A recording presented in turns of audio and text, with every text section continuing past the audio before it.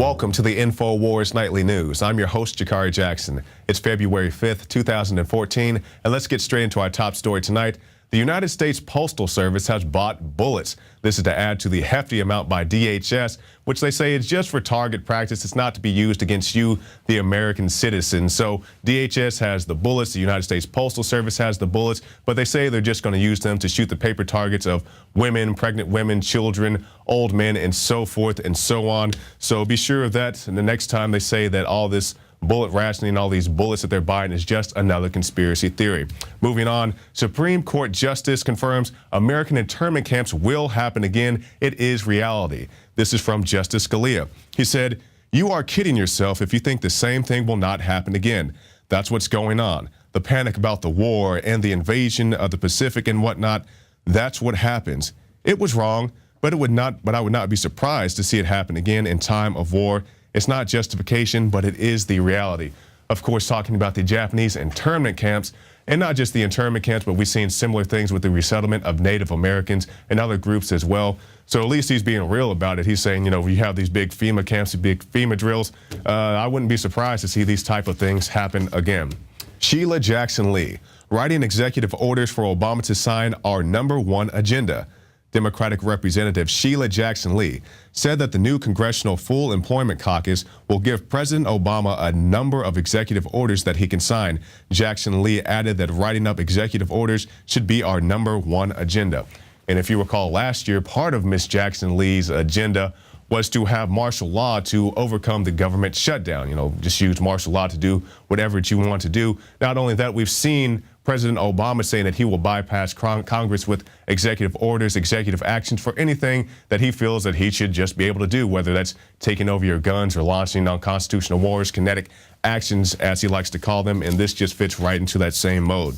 TSA blasted for dishonest response to whistleblowers expose. Now, we all know that the TSA is an organization of the highest caliber, and this is the article from Paul Joseph Watson. Jason Harrington wrote a piece for Politico magazine in which he lifted the lid on the endemic corruption that pervades the TSA, revealing how TSA screeners laughed at naked images of passengers, deliberately targeted attractive women, operated dangerous full-body scanners while being fully aware of the fact that they didn't work. The TSA's assistant administrator, Luann Canopy, responded on the agency's official blog website by claiming Harrington's article was a mischaracterization of TSA procedure. So the TSA went into damage control saying that this doesn't represent our agency accurately. Well, what about this? What about filling up Alec Baldwin's little baby girl or all the kids that you touch when they travel through because they may be a potential terrorist, checking out grandma's diaper, you know, grandpa who's a wounded veteran, making him stand up out of his wheelchair. Recently, when we went to the Super Bowl, TSA in the train stations, you said, oh, well, I thought TSA was just going to stay in the airports. No, it's transportation, any type of transportation, whether that's a train, whether that's a car, whether that's an airplane. They're at the Super Bowl on the train right before you get to the Super Bowl, checking people's luggage there. So the TSA, not to mention the ABC report, where the TSA agent stole the iPad from ABC News. ABC News shows up, they say, hey, we want our iPad back. He said, oh, I'm sorry, my wife stole it. Just complete lunacy, stupidity going on at that agency. It really needs to be shut down because last time I counted, they have not caught a single terrorist in their entire existence. Head of Iran nuclear organization, entire nuclear activity of Iran is going on. The head of Iran's nuclear organization, Ali Akbar, says the entire nuclear activity of Iran is going on, despite some nuclear deal reached with the United States and other Western nations. Akbar made the comments in an interview with Press TV. The United States says that it has managed to dismantle at least parts of Iran's nuclear program. What do you say to that, was the question posed by Press TV, to which the response was given. Well, you can come and see whether or not our sites, nuclear equipment and nuclear facilities are dismantled or not. We see the United States trying to tell Iran how to operate their nuclear program, and I'm definitely not here cheerleading for Iran, but I see the United States government, a country who dropped the ball in Fukushima, the Fukushima cleanup, because, you know, they sent the guys from the USS Ronald Reagan to go clean up the Fukushima disaster. The guys come back, they're sick, and the government's like, well, we don't know why these guys got sick. Same thing happened on the West Coast when myself and some of the other crew members went to the West Coast to document radiation levels. We found radiation levels in excess of 10 times of what's considered normal in Half Moon Bay, California. Nobody wants to talk about this, and we've seen debris come in from Fukushima, well, not necessarily Fukushima, but from the tsunami. And if we can get tsunami debris, why can't we get Fukushima debris? It's just baffling to me. So whether you like nuclear power, nuclear weapons, whatever you think about fallout or cleanup, I think the United States definitely is not the best of telling people how to operate their nuclear facilities. Mainstream media collapsing. New York Times now irrelevant, according to its own writers. The New York Observer interviewed more than 24 current and former New York Times writers, virtually all of whom were unanimous in acknowledging that the old grade lady had become increasingly insignificant. And with the growing strength of the alternative media, with the growing strength of citizen journalists, you better start swimming or you will sink like a stone, because you got guys like Dan Bidandi who can go to the press conference for the Boston bombing. Why were people being told to remain calm right before the bomb went off? You got guys like the guy who went to the Super Bowl.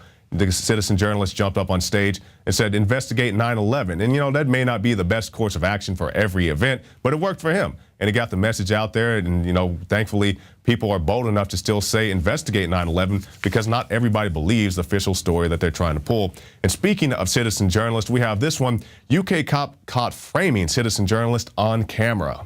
I am not resisting. Away. I am not resisting. Away with that.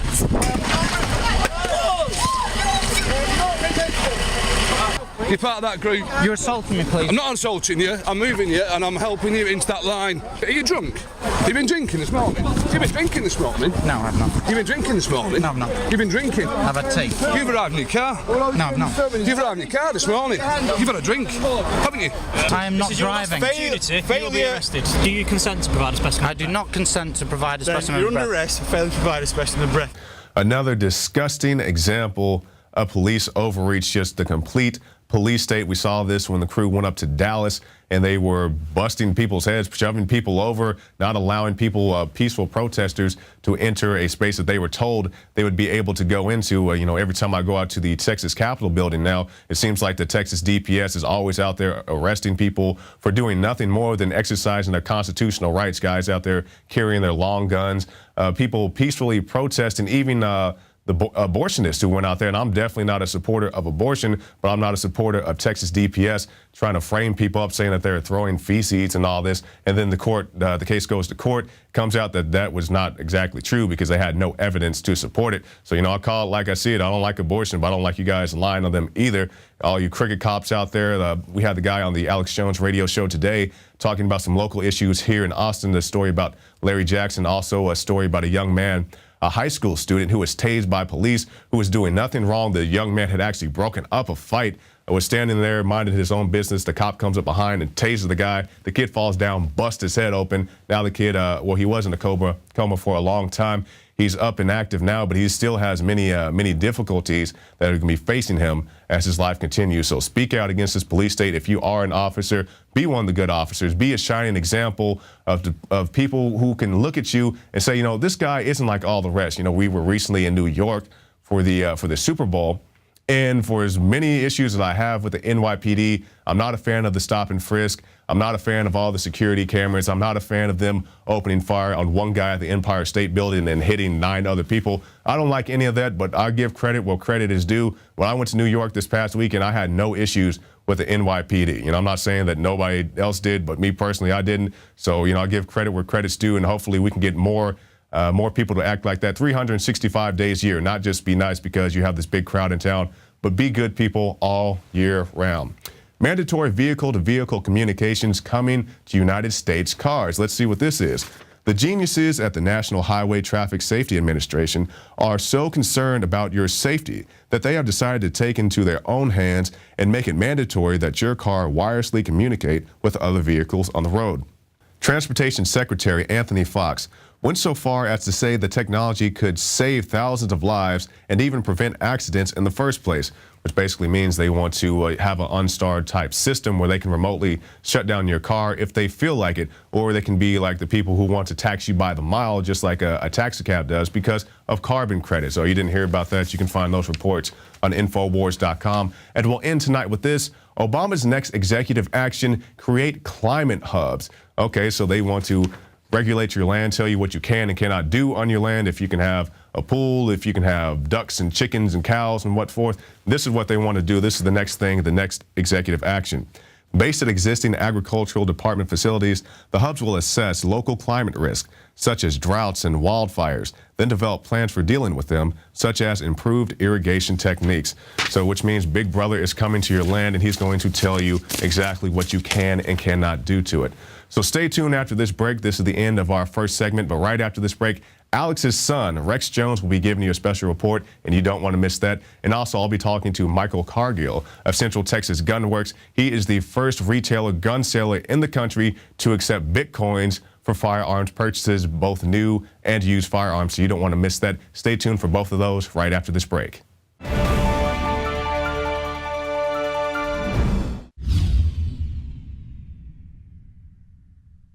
Symbols are powerful, and the globalists have hijacked the symbols of America. They've turned them into their own symbols. Well, we are restoring the idea of the true republic, not the counterfeit globalist empire, by promoting the icon George Washington and others. That's why we're rolling out an 100% made in America line of incredible pro-liberty apparel. We are repopularizing liberty. We are helping fellow Americans rediscover what made this country great. We are the spirit of 1776. We are 1776 worldwide. We are all brothers and sisters in arms in the animating contest of liberty in the long march towards humanity's ultimate destiny of freedom. Visit madein1776.com today and vote with your dollars to promote truly made in America, high-quality products, and promote the ideals of liberty.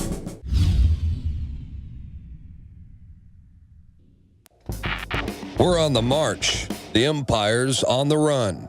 And the INFOWARS army is standing strong. Wake up your family, friends, and neighbors and break the matrix at INFOWARSstore.com. Learn the truth and spread the message of liberty with the world's most comprehensive collection of books and documentary films.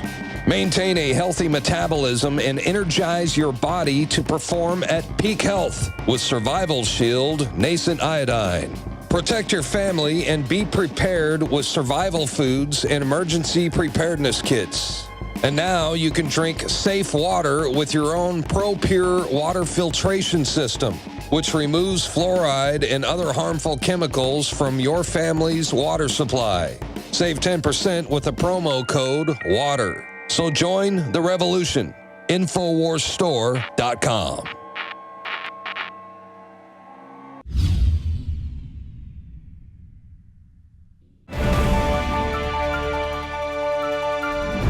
Throughout history, authoritarian regimes have wanted to control the youth and condition them to spy on their parents and to join Hitler Youth. Publications like Forbes and The Week have asked the question, why is there a war on lemonade stands? We're going to answer that important question. An 11-year-old girl's lucrative cupcake business is in limbo. She was prohibited from selling cupcakes that were made in her home and had not made anyone sick. A 4-year-old Iowa girl had her lemonade stand shut down by local police. Her crime? She had been selling lemonade at 25 cents a cup for less than half an hour and probably didn't make much more than $5. Police informed her that a permit would cost $400. In protest to this kooky and insane attack on an American tradition, August 20th is now unofficially National Lemonade Freedom Day. In Virginia, Martha Bonita was threatened with $5,000 per day fines for such horrific crimes as hosting a birthday party for 8 10-year-olds on a rural property without a permit and for advertising pumpkin carvings. In response, Delegate Bob Marshall introduced HB 1219 into the Virginia General Assembly. It states, local officials who abuse zoning authority powers to cower citizens into submission and deprive landowners of constitutional rights in the enjoyment of their land must be subject to fines and actual damages that they cause, including attorney fees. Colorado students and their parents are furious at their high school after administrators rejected their request for a Spirit Week Day honoring America because it might offend non-Americans.